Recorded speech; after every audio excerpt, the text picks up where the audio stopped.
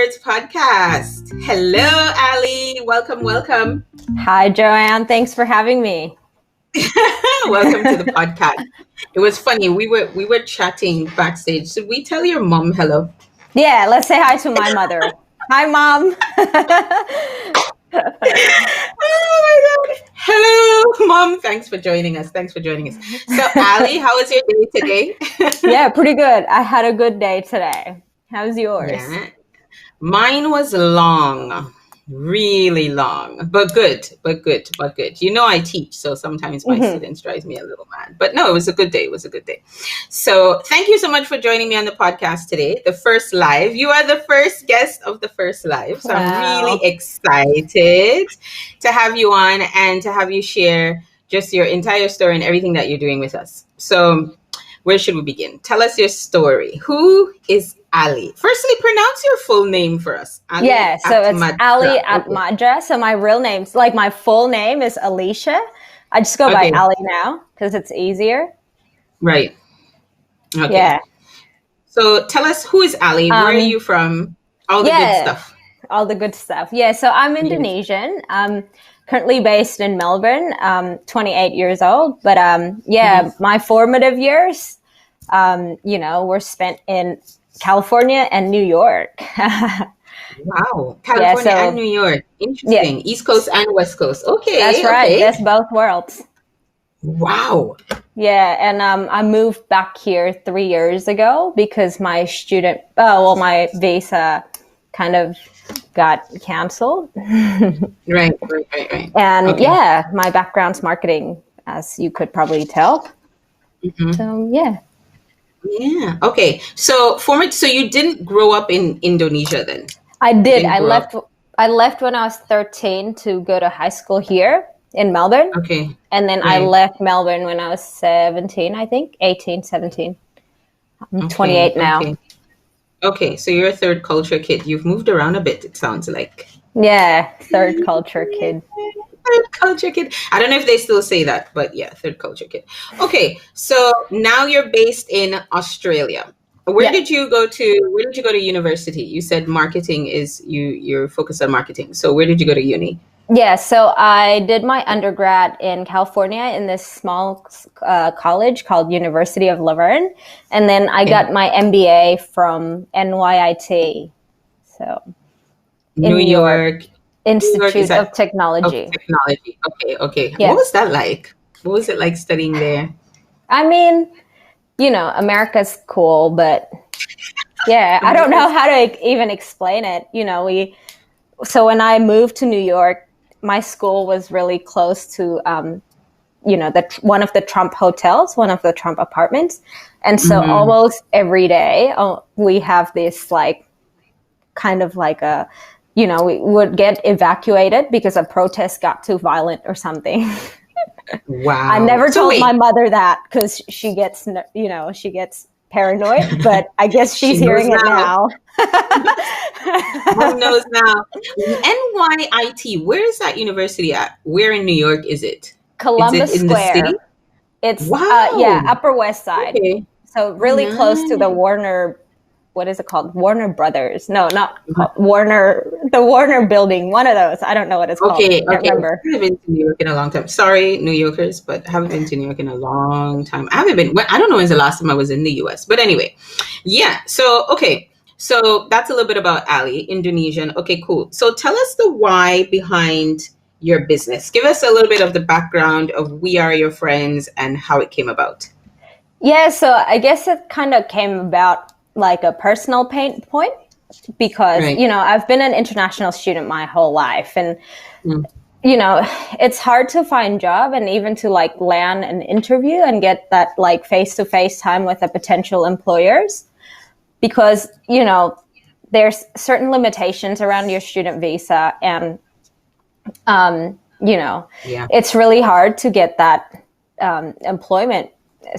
There's this pool of people who are willing and talented, educated, and, employable, but they can't because they're reduced to their visa status and dismissed almost right away. And, personally, I've been in that situation. And I guess if I can kind of ease that pain for someone else, why not?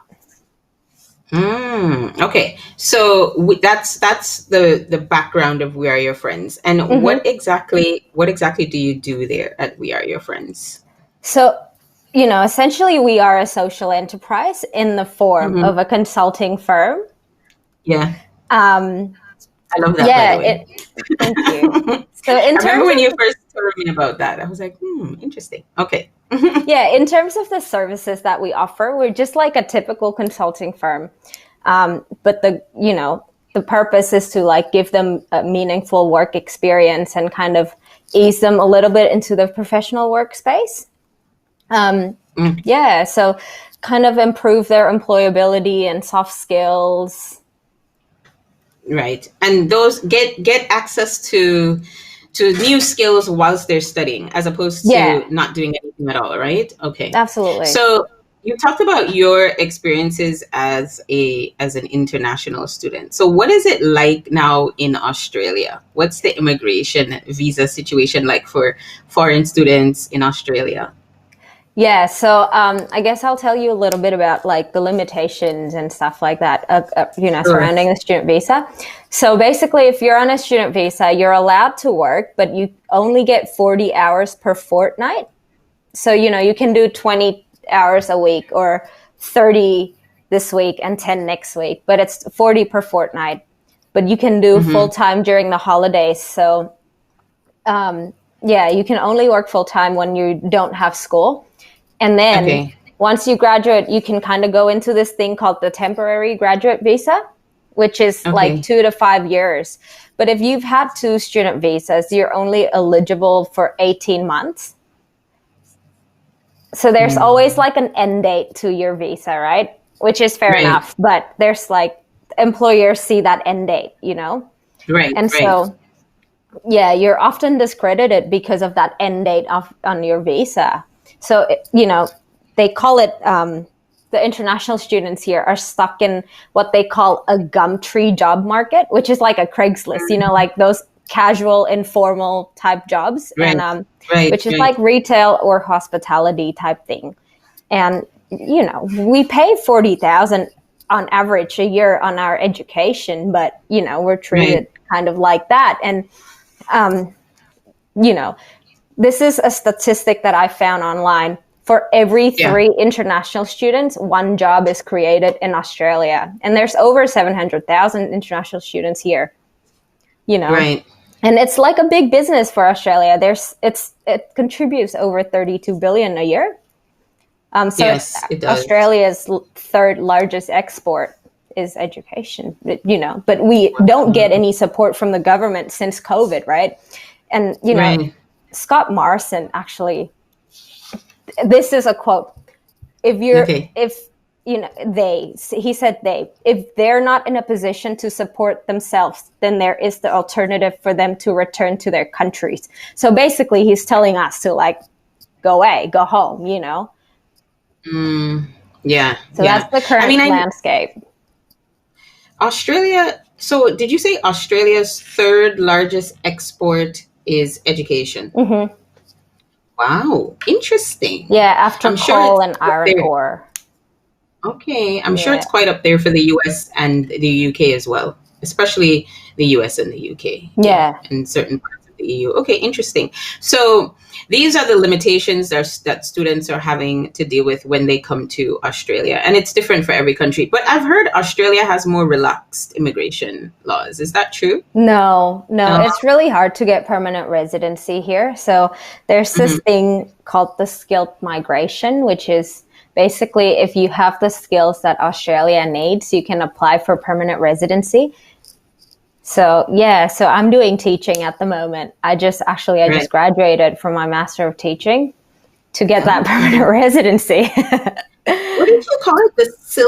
The silk migration? Is that what you called it? Skilled migration. Oh, skilled. I was like, silk. Why silk? Okay, skilled. Right. Migration. Yeah. I remember when I lived in the UK, because I lived in the UK for 10 years as well. I've got my own immigration story. But I remember the rules changed like about 3 or 4 times for foreign students or international students when I was there. So first, when I got there, as long as you graduated from a UK university, you could work for 2 years. That was automatic. Then they Right. cut that out and they completely changed the entire system. So essentially you came, you studied, you left, and that was it. And it was really harsh. So I don't know what it's like now though, but yeah, I know when I lived there, it was that's the situation. Okay, so now we know what's happening. So let's bounce back to We Are Your Friends and the business model. So Okay. social enterprise consultancy. I remember when you first told me this, it took me a while to wrap my head around it. So Yeah. I really want to hear you explain it again. Yes. Okay. The business model. Okay. So, ideally we're on a retainer model. So, Yes. clients pay us per month. Typically, Okay. ideally, but we're doing unpaid projects at the moment because, we're new and we're trying to build like our portfolio. Right. Yeah. So what we do is, we hire on a per project basis and we onboard these international students on a program called the Friend Group, which is, where you work on the projects and then you kind of get that like upskilling kind of element to it.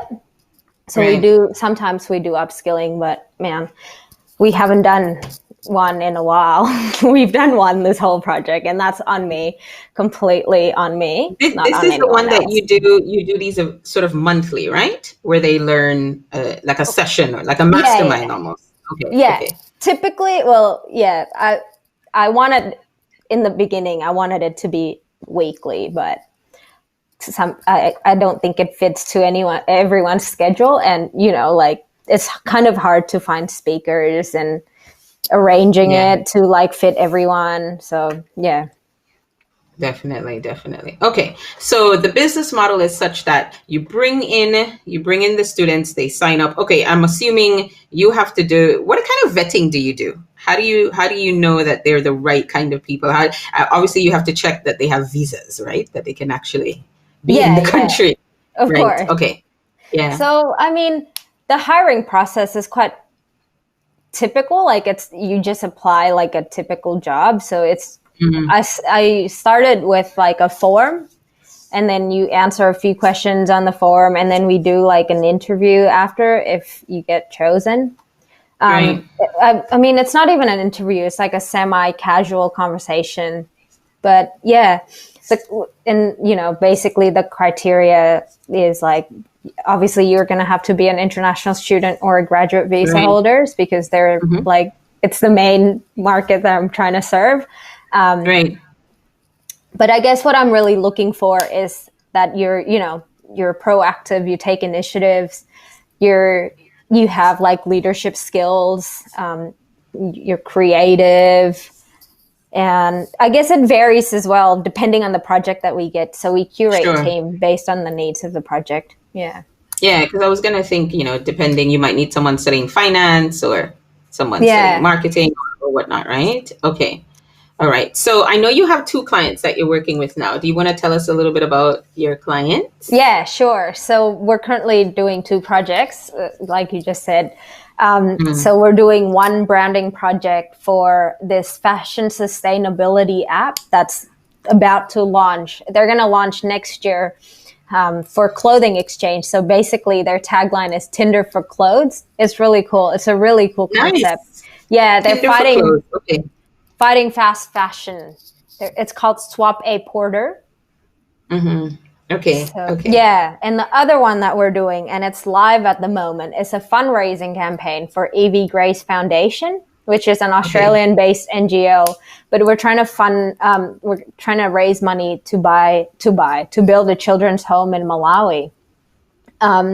Yeah, we have to raise $7,000 by the end of December, and this is day 4, and we've reached 3.2. Nice.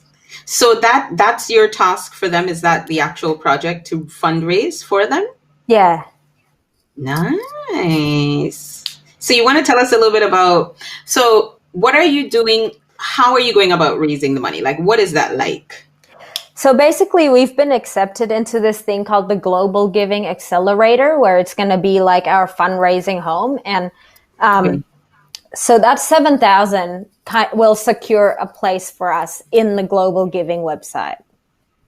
If you Okay. don't reach that, you can't be a part of Global Giving. And basically Global Giving is like a website where companies kind of donate their, kind of direct their CSR, I guess, donation. And then the website, separates the money into different organizations. Okay. So interesting. Yeah, really interesting stuff. But yeah, that's what we're doing at the moment. So we're trying to secure a place on the website permanently. And if you fail to reach that 7,000, you can't apply for it for like 6 months or something. So, and we're trying to build this home by 2021. So we don't have time. So we really have to raise this money. You've got 4 weeks left. I know. And we're halfway through. I'm so proud. That's amazing. You want to tell us a little bit about the actual organization in Malawi and sort of what they're doing and whatnot? Yeah. So they're here, Australian based. It's called Evie Grace Foundation. Yeah. Okay. They built a home in Kenya. And they do education stuff as well in, East African countries. Okay. But yeah, the Malawian government basically offered this, offered Evie Grace Foundation a piece of land to build this children's home. So.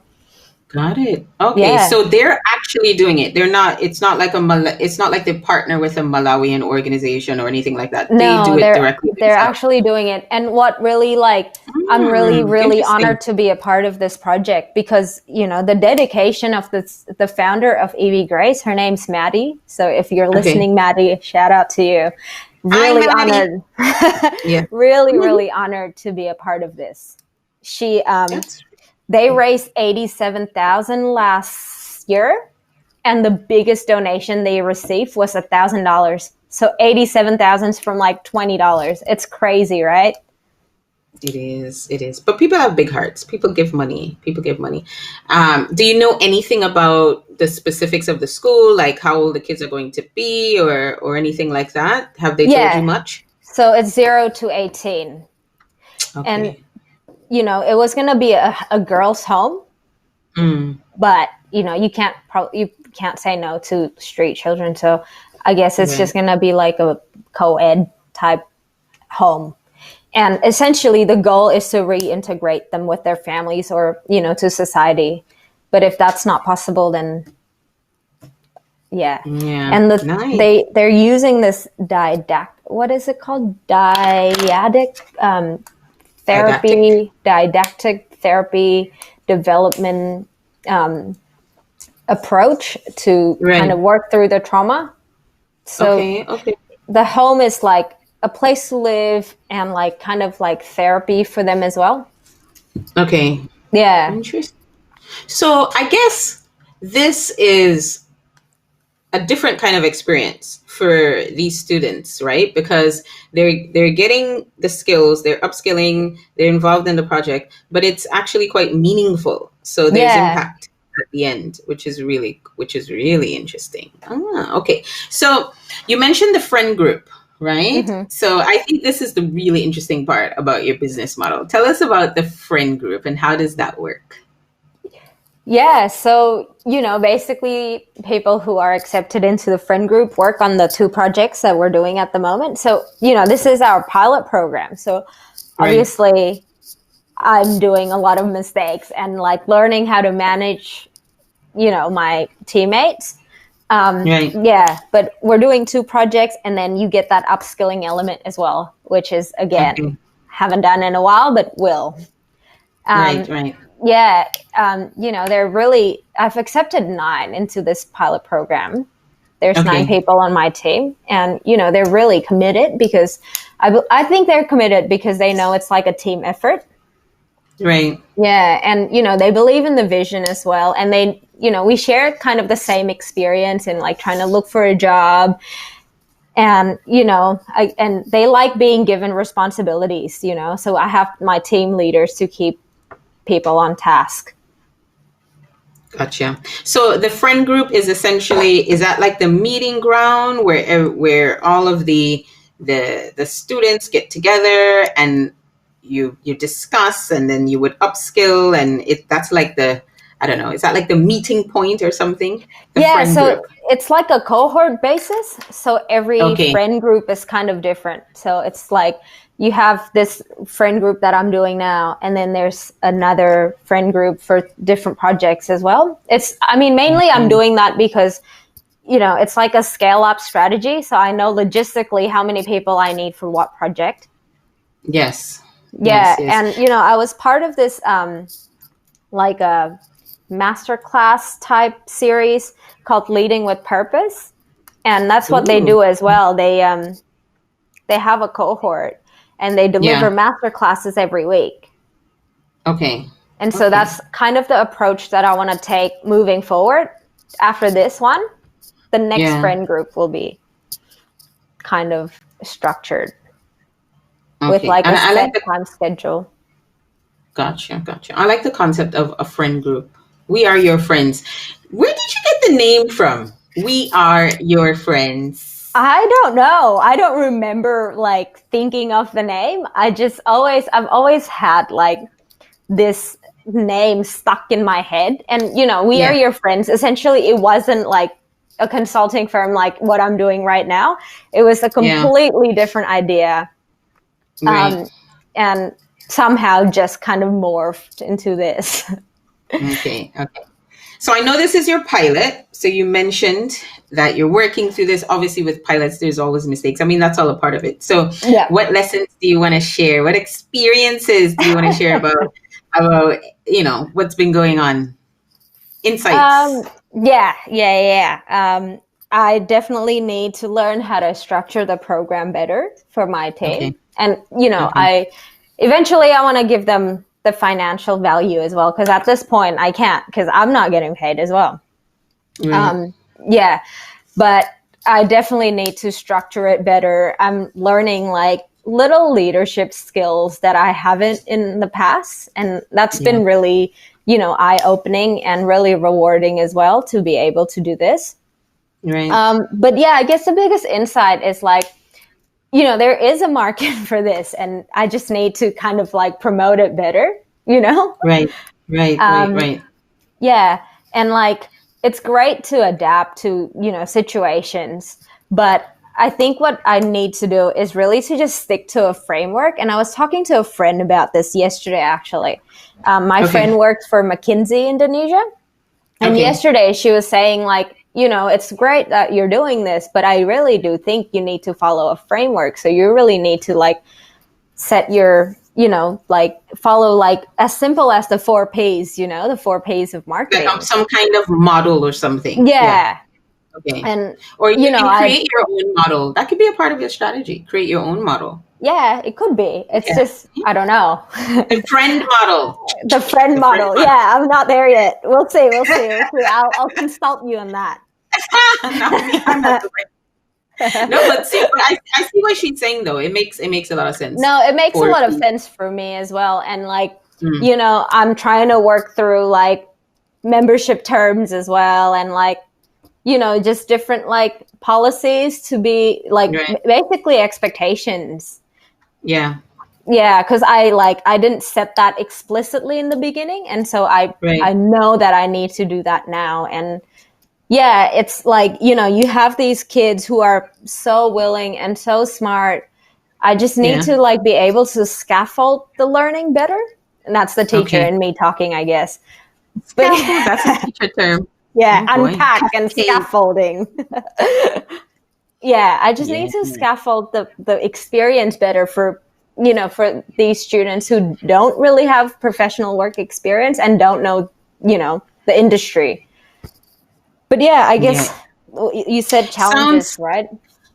It also sounds like you might have to do some kind of like they're almost they're being trained with hands-on like experience, but they also might need a little like proper teaching of like a quick, because they may not necessarily know how to approach certain things. So you might really have to teach them like some basic stuff and be like, okay, this is how we're going to approach this. We're going to use this model. We're going to do this. Just a thought. Yeah.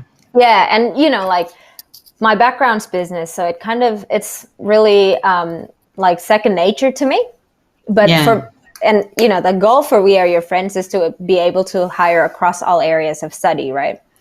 So for people who don't have that business background, I kind of didn't think about that it's not second nature to a lot of people. Right. And so there needs to be that learning, teaching element as well in the program that I will need to incorporate moving forward. And as you were a teacher, you can do that. Yeah. You're a teacher now. You're officially a teacher now. I am. You can design lesson plans for your week, for your friend group. Yeah. But man, Joanne, I don't know if you have this. The biggest challenge is your own imposter syndrome. Oh yeah, of course. Yeah.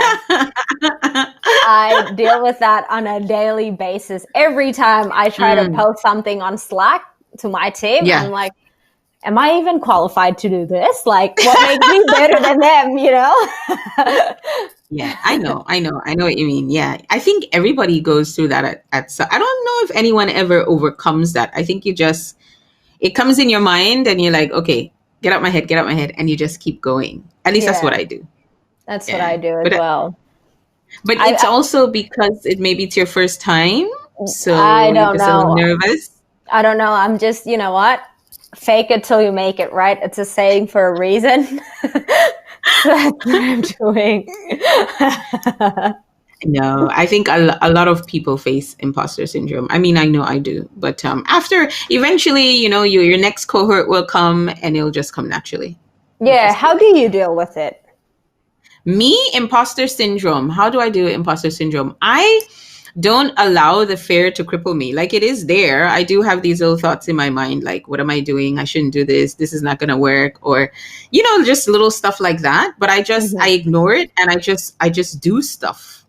And, I find that the more you do, the more you build your confidence and you kind of break out of, because it's just a thought that lingers in your mind. You don't have to believe it. You don't have to buy into it. And the more you do, you realize, okay, it's not so bad. And yeah, I mean, it's sort of like podcasting. Like, a lot of people say to me, I'd love to do a podcast, but I'm scared. And it's like, yeah, it's not perfect. I mean, if you listen to my first couple of podcasts, it was a disaster. Yeah. But I mean, you just keep going. Like, if everything's perfect, then why bother, right? It's all a part of the learning curve. So I think it's normal. I think imposter syndrome is normal. I think it just becomes a problem when you allow it to stop you from doing something. Absolutely. You shouldn't let it stop you. You should keep going. Definitely. Yeah. And, I talked to so many people before this, to like, entrepreneurs or like even people in the industry. And everyone says the same thing. But one thing that really stood out for me was this guy. His name's David. He said, imposter syndrome is there to keep you in check. And that really stuck with me. Yeah, it's true, because I think maybe if you develop this mentality, like, everything and sort of like you've arrived, then that's probably equally as bad as having an imposter syndrome. You have to have some kind of internal check, right? Like, you can't think you know everything, but at the same time, you don't want to keep doubting yourself. So it's like an internal game you have to play with yourself. But I guess that's life too. So you grow a little bit. That's life. You grow a little bit. You do well at something, but also you move on to more challenges. So yeah, that's an interesting way of looking at it, though. The imposter. I guess you have imposter syndrome, and then the extreme opposite of that is sort of like being overly confident. Mm-hmm. So you got to be, I guess, somewhere in the middle. I don't know. Yeah, somewhere in the middle is always nice. Somewhere in the middle, yeah. Okay, so lessons that you've learned thus far. I guess it sounds like some structure, and just sort of, I guess, general management. Yeah, definitely general management, leadership.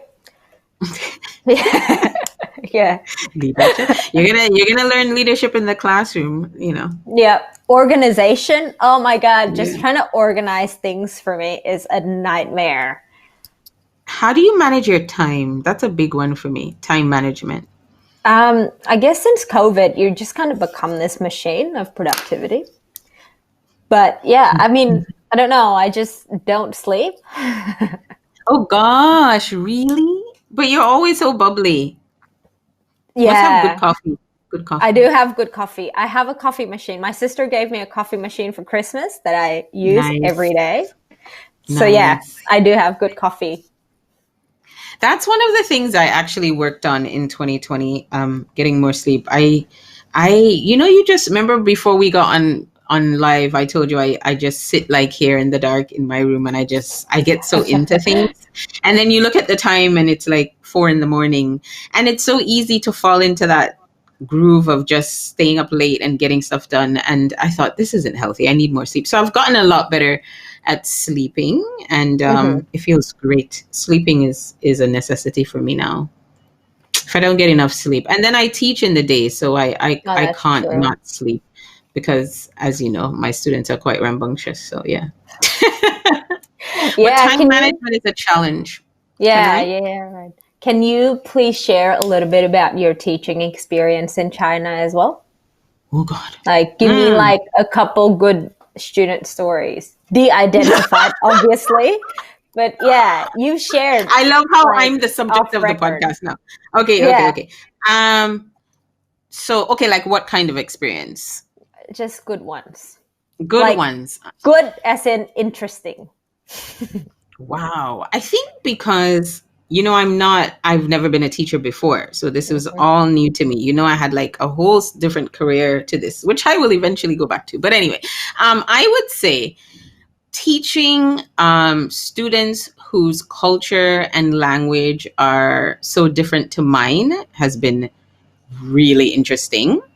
Also because the dynamic of China, where it was to where it is now, and just everything being so new and being so different, there's been a lot of like cultural exchanges that are really interesting in the classroom. Like remember, like I told you, like if I like today my hair is back in one, that's like a big deal. Wow. Wow. Wow. What did you do to your hair? I'm like, I just put it back in one. No. Like just like that's like superficial stuff that happens. But more like on a deeper level, I think it's just seeing how students, when you see your student is actually learning something. Like Mhm. now I see, like I used to think it was really cheesy and corny when teachers would say, oh, it's just, when you see them blossoming and growing, but Yeah. no, like it's really a thing.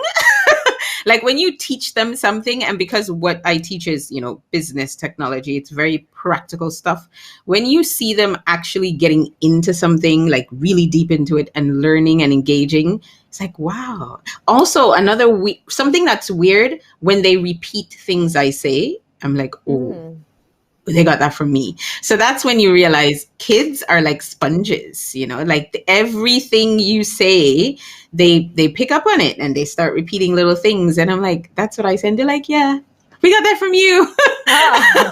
So like just lots of little things. Like at some point I realized that I was having a real impact on them, and that made me feel good. It's like, this teaching thing is interesting, but I can't do it forever. So, and I don't plan on it. Like I told you, like in 2 years, I'm going to be done. But no, so I think like culturally, the cultural exchanges have been not negative or bad or anything, but just how completely odd some of my students are by things that are just so different, Mhm. which is so normal for me. That number one, seeing them learn, seeing them grow. Yeah, and realizing that they repeat things that I say, and that was actually a scary moment for me as well, because I realized I had to be very careful about everything that I said, everything, because words have power, that's for sure. So everything, like the way you correct them, the way you discipline them. I've had to learn to be very, very diplomatic because sometimes you're just like, why don't you know this? I told you this like 20 times. Yeah. But you can't say that, right? So just, yeah, little things like that. And I've learned how, I think my greatest takeaway from teaching, what I've learned from teaching is patience. I didn't have a whole lot of time before. I've learned patience. Yeah. You have to have patience with other people's children.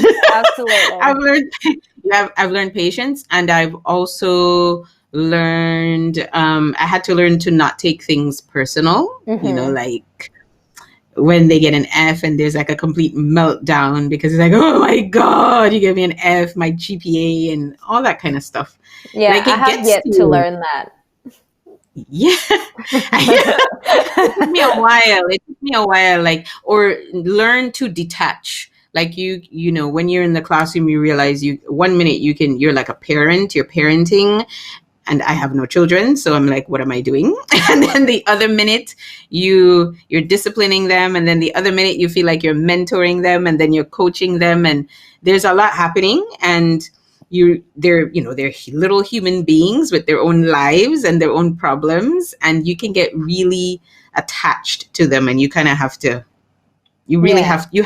have some healthy boundaries between you and them, because sometimes they think you're cool, they want to be your friend, and you realize they're doing that. I know I've realized they're doing that because they want someone to talk to, because it's a boarding school, right? So it's not like they go home and they get to talk to their parents. So they want an adult to talk to, which is great, but you still have to maintain that I'm an adult, I'm not your friend. Like, it's a very thin line you have to walk with them, because if they think they're your friend, then there's a boundary that's crossed. But you don't want to be too detached where they feel like they can't trust you or talk to you. So teaching, it's hard work, man. It is hard work. I will never do that. I will never do this work again. At least not with young people. Not with young people. It's been great, but I think after 5 years is enough. And then I'd love to work with adults. But I guess that's what I can share. But it's not much. I mean, I work with people who've been teaching for 20 and 30 years, so I feel like I don't know if I have that much to share. But there you go. How do they do it?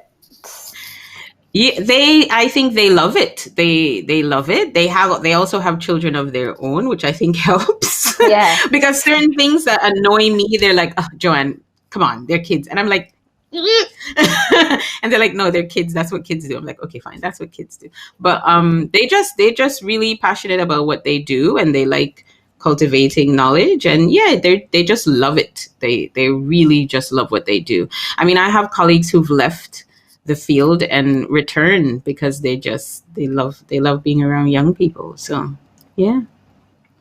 now it's you. And you work with which age group do you work with? So year 7, 8, 9. Okay, yeah.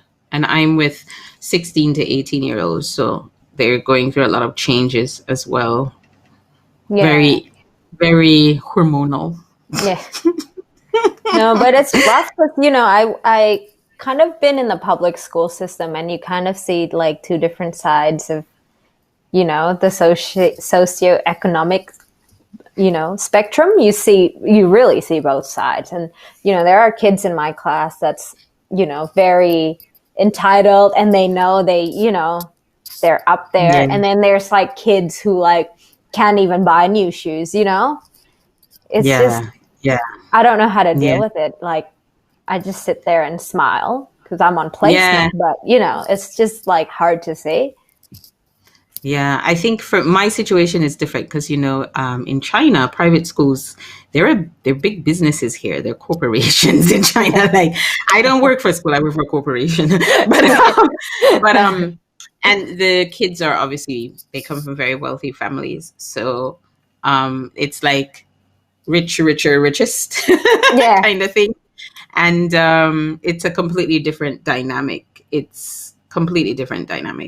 So it's a different set of issues. But I think like anything else, you learn how to navigate, being understanding the culture a bit more. Because I'm not working in a international school with 50 different nationalities. I'm working in a Taiwanese school in China where all my colleagues are Taiwanese and Chinese, and like I'm completely immersed in the culture. So it's a very different experience. I have Chinese colleagues who are also teachers, and Singaporean colleagues, and like, so it's it's not like a traditional international school where I would be teaching children from all over the world. I'm just teaching Chinese, majority Chinese kids with some Taiwanese, some Taiwanese kids as well. So, yeah, that's that. That was a good question. You need your own podcast. Okay, so now let's talk about clients. So what kind of clients do you work with, or do you want to work with? Okay, so this is my ideal client. Will pay me. Will pay you. You see, and we had this conversation because you are primarily at the moment dealing with nonprofits, not social enterprises, right? Yeah. More so nonprofits. No, so the clients that I want to work with are ideally for purpose, just for purpose organizations. Right. And, they're kind of woke to social issues and fighting for something to change. Ideally, that's who I want to work with, but I'll take anything at this point. I love how honest you are. You're like, listen, just pay me. There's no need to sugarcoat it, right? No, but it's true. And this is a big struggle, like in any business, and like when you're first starting out. And the fact that your business model is so interesting because it's social enterprise, but it's consulting, So, but I think the challenge is that, as we all know with nonprofits, is that they're always cash strapped. So So, that's why I'm targeting nonprofits for this. Well, one of my client is a for-profit, but, in the beginning, I was trying to target nonprofits to be, my portfolio, because they need a lot of help and don't have the money for help. So, so that's how I landed EV Grace. And man, it turned out to be such an honor to be working on the project. It's just, you get real impact, like direct impact as well, in the form of a building. It's so crazy. Yes. And that's the tangible benefit at the end. And hopefully, I'm sure it'll be like a repeat client. So you'll get to do more. And as you grow and develop, maybe you can have, like you said, working across different sectors. You can have nonprofit, social enterprise, corporates. That would be nice. That would be nice. Yeah. And other bigger consultancies. I mean, you never know. Like, you're just at the beginning stage. So anything can happen, right? Yeah. So I'm trying to get very short-term projects, like 3 months long type thing. Okay. Right. Just so, because of the friend group, they work and go to school at the same time. So it's kind of, I need it to be part-time, but also long enough for them to kind of have ownership over the project. Right. But how do you get them to stick around? Because I was thinking about that as well. Like, how do you incentivize this? Is it the upskilling? At the moment, I guess it's just the upskilling, and you're able to use this as a case study in your job interview, and I'm really happy with that being the case. Like, if you can land a job because you're a consultant for us, that would be amazing. That would probably be the goal of the business. Yeah, definitely. Interesting. Okay, so how would you like this community to support you? I mean, rare birds. I mean, you've met some of the rare birds in the Slack group and so on. So how would you like this community to support you? Well, obviously, I'm still very early in in this stage where I don't know everything and I don't know where to go next. So I guess I just need suggestions. I just need suggestions, guidance. Feedback. Feedback. Yes. Especially regarding pricing models and how to structure the business better. Yeah. How do I create the most impact for these international students? Yeah. I guess that's number one. How do I create the most impact? And, there's add value in the right places, because you've essentially got two clients. You've got the students that you are helping upskilling, and then you've got the client on the other end that you're delivering the service to for what have you. Mm-hmm. Yeah. So Yeah. you also have to keep that balance. And yeah, well, I'm also fundraising at the moment. So I guess it's a Yeah. good place to start. Donate to Evie Grace Foundation Global Giving. I will somehow send you the link. How do I You can, share the yeah, you link? can send, yeah, you can send that to me later on, and I'll put it in because I'm gonna put everything on the site. So Awesome. Yeah. yes, So yeah, that'll be cool. donate to Evie Grace Foundation Global Giving Campaign. We're building a children's home in Malawi. It'll be awesome. And you're halfway there. Incredible. Well done. Well done. Thank you. Thank you so much. Yay. Okay, now we get to the fun part of the interview. So there's some rapid fire questions. You ready? You Yeah, ready? You ready? I Okay, am okay, okay. ready. What's been your strangest lockdown experience? Oh, strangest lockdown experience. Teaching remote learning is fun because you pre-record your lessons and then you play it. And then you get to like lounge around as you teach. It's so awesome. You wake up like, school starts at like 8:30, 8:45. Then you wake up at like 8:30 and you make it in time for class. It's so amazing. So so essentially you're not really teaching, you're just playing a video. Yeah. Yeah. Interesting. But yeah. Okay. Very strange. Okay. And yeah, throughout lockdown I've like realized this addiction that I have to hot pot. I've just been hot pot. Yeah, I love hot pot. Some last night at 2 a.m.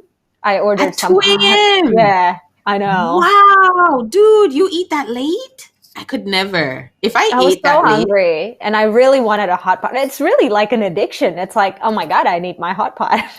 It's because you're 28, Ally. It's because you're young. No. I'm old, man. I can't do that stuff. My body shuts down. Like, I can't eat that late. I'd be sick. Like, the whole, like, it wouldn't work. It wouldn't work. But I love hot pot. I might have some right after. Who knows? We'll see. I'll celebrate the success of this podcast with a spicy bowl of hot pot.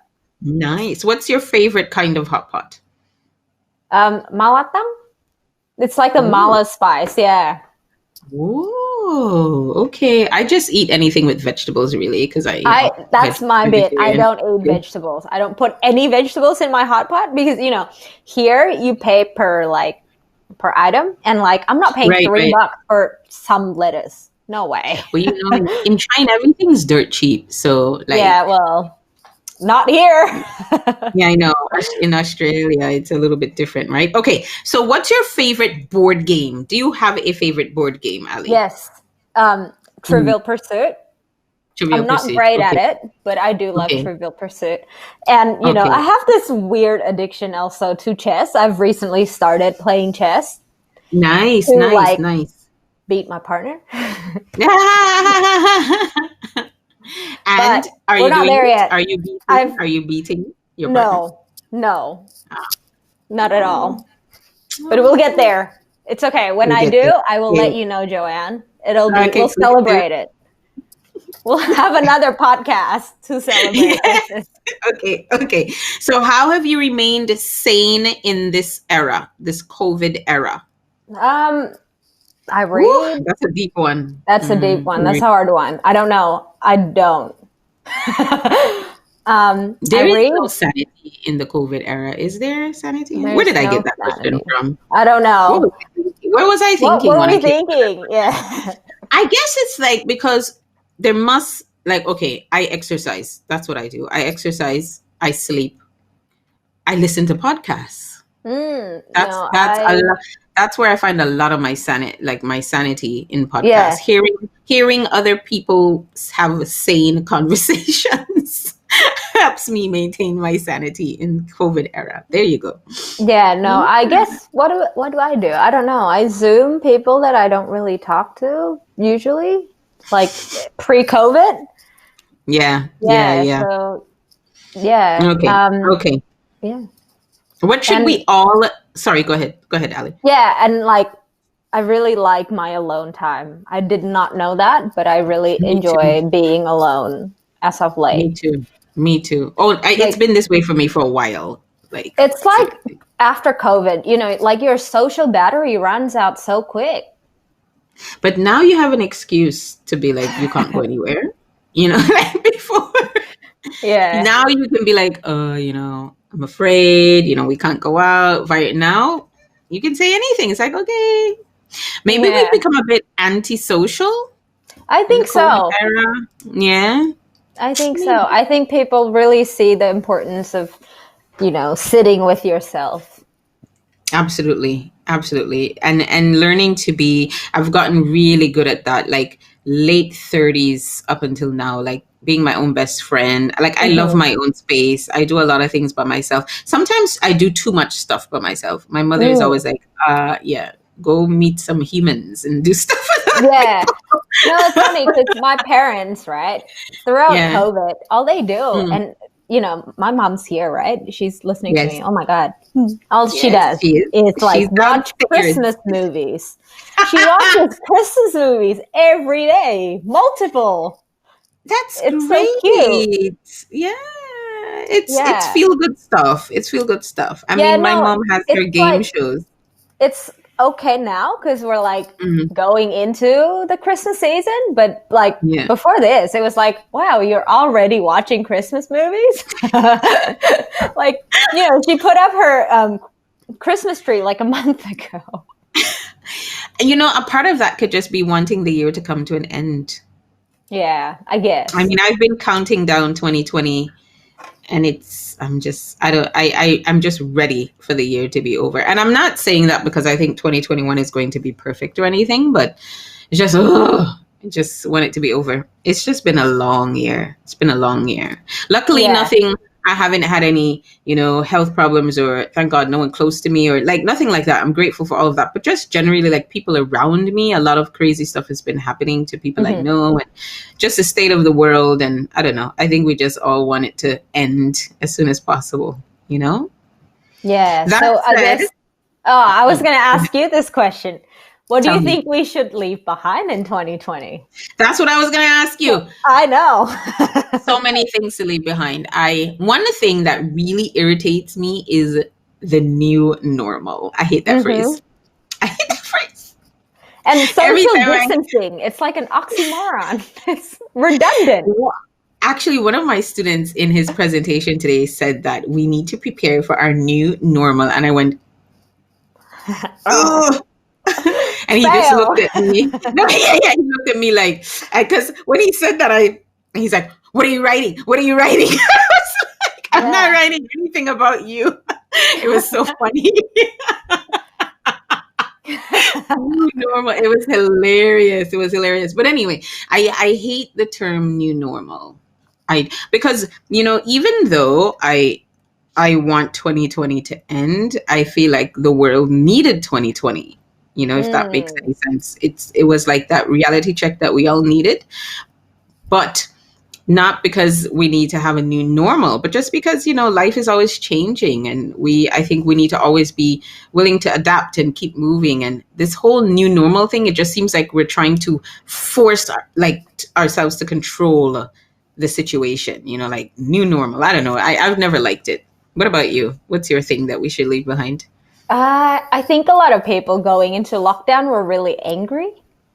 And now they have to sit with themselves and deal with that anger. Because I know I had to.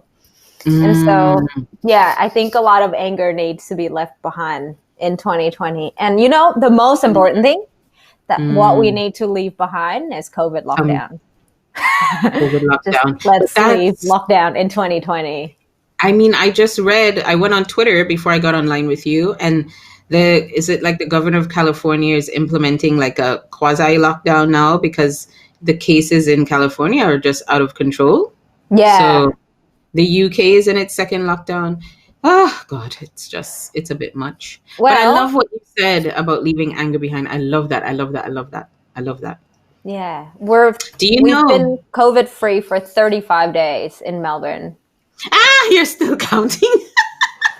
Yeah. Every day I check the news. 0 cases. 35 days.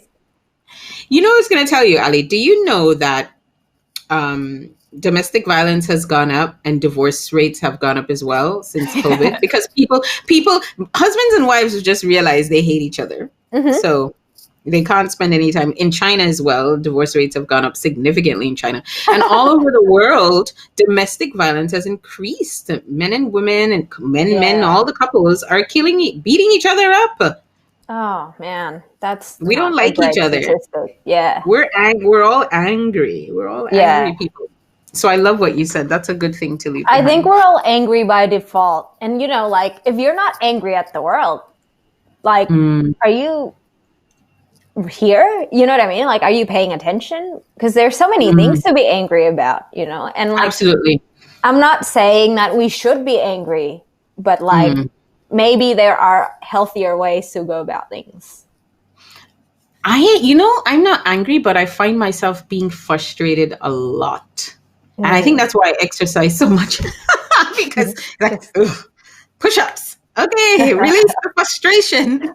Whatever, the minimal push-ups that I can do, by the way. But I mean, like, yeah, because I get frustrated. I'm not angry, but I'm frustrated because, like you said, there's so much to be angry about. And I often wonder, what are we doing? Are things ever going to change? It seems like things are so bleak. I don't know. I guess it's what I try to balance. I try to, yes, there's the reality of all the crazy stuff happening, but then I try to read positive books and, speak to people who are like yourself. Like, doing this podcast has been amazing generally, like not just in 2020, but throughout ever since I started it, because it's a way for me to also stay motivated and realize that, there are good people doing good things out there. And it keeps you like sort of, okay, you can't stop, you have to keep going. And then you realize other people are frustrated as too, but they're channeling their frustrations in positive ways. Yeah. Yeah. So that was cool. Okay. And last question. Okay. What lessons have 2020 taught you? What lesson? Yeah. I mean, I came up with this today. Okay. I realized, how people say, oh, we're all in the same boat because we're all experiencing lockdown and COVID or whatever, but we're not all in the same boat. It might be the same storm, but it's not the same boat. We go through different struggles, different experiences. So yeah, we're going through the same storm. We're just not on the same boat. And, we just got to respect that. We might be on the same ocean, but in a different boat. Going at a different pace, different part of the sea or something. But yeah, I definitely get that, because we're not all in the same boat, not at all. To say that would be, I don't know. It's like you don't understand how the world works. We're not all in the same boat. We're not. Yeah, it's like toxic positivity. It is. You see it all over. We need to leave that behind. We need to leave that behind. Ooh, toxic positivity. I am so against that. That's another thing. Oh my gosh, you're reading my mind. I am so against that. I don't like, everything is positive. Let's be positive all the time. No, I think I need to be negative sometimes, and I need to be angry. Like, human beings need to experience a range of emotions, and I think that's completely healthy and okay. Like, I personally can't trust anyone who's positive all the time. I agree. Like, all the time you're positive. No way. Like, no way. Like, most of us are just annoyed when we wake up in the morning, like, oh, I gotta go to work, or like, you're just annoyed for no reason. Like, I can't. I definitely believe that we should. The gratitude thing I like. I think, even though at first I thought it was kind of cheesy and corny, like, when I started thinking about a little bit of like everyday things I'm grateful for, it put me in the right mindset. But the positivity thing, no, I can't get into it. Not the way, and I guess it's an individual choice, but I think to some extent the toxic, or what we're calling toxic positivity thing, it's a defense mechanism. Or is it a coping mechanism? Like, if you tell yourself positive things and always think positively, maybe it's a kind of a way of avoiding, like, facing the truth almost. Yeah, I don't know. Maybe it's kind of like justifying what you're feeling, or like justifying why you shouldn't feel like that. Yeah. I mean, I'm not I don't know. I'm not an advocate for being angry all the time, but you need anger. You need some anger, and you need some sadness and some loneliness. Otherwise, I don't know, when I need a reference point So if I was really angry and I remember how I felt, then I know that experience is probably not one I want to have again, or I would have learned something from that experience, right? Or when I was irritated or annoyed or happy or whatever it is, I need to have a range of experiences. It's like a reservoir of experiences to tap into at different points so that I have a reference point. It's almost like it helps guide me to know where I'm going or where I was or whatnot. So I can't buy into the idea that I'm supposed to be positive all the time, every day about everything. I agree. Can't. Yeah, I agree. Especially not when you're teaching teenagers. Like so moody. I'm just like, okay, she's not in the mood for talking today. We won't talk today. Like, woo, positive. No way. And I think also, if you're I think of people who are diagnosed with an illness or something. You go through stages where you're just so angry, or you're just like, you have to be a victim, and you have to go through all those stages of acceptance. Like, imagine telling someone who's just diagnosed with, I don't know, a cancer or whatever, be positive. I just think that's the worst thing to say to someone. Yeah, that's not a great thing to say, no. Yeah. This was such an amazing conversation. It's always great to talk to you, Joanne. Oh, man. It's great to talk to you. Okay, so you just got back from a picnic. What are you going to do now? I don't know. Watch Netflix, go to bed. No, watch Netflix and go to bed. Well, it's quite early here. It's 7:00 over here. So I've still got a few hours left before I go to bed. But it was really lovely to speak with you, Ally. Thank you so much for joining me. Having me. Yeah, always a pleasure. You were wonderful. Thanks for sharing all your lessons and everything that you learned. I look forward to hearing firstly that you've reached the target for the home in Malawi, and seeing what you get up to next year. I think there's going to be a lot more interesting things in store for you next year. Definitely keep you updated. Yeah. And to those people who joined, notice the people who joined are in the same time zone as us. Everybody else is sleeping or just just waking up. Mm-hmm. It's like 7:00 in the morning in some parts of the world, or 5 in the morning. But this was wonderful. So thank you, Ally. And thanks to everyone that joined us. Thanks, Joanne. And thanks everyone for listening. Yeah. Bye for now. Bye for now.